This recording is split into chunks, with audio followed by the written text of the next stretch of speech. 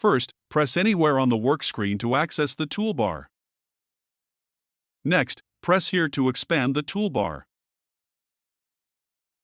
Select the dual sloping surface wizard icon.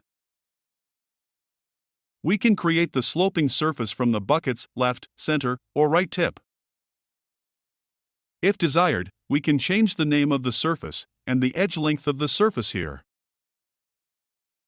Let's select the Edit button in the Elevation Offset field.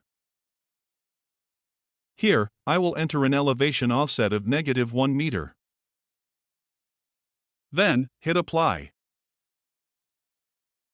Next, select the Edit button in the Slope field.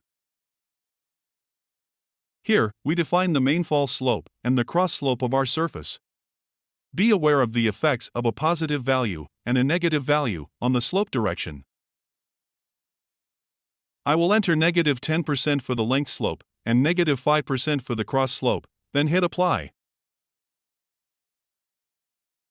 For the slope direction, I have chosen along boom axis.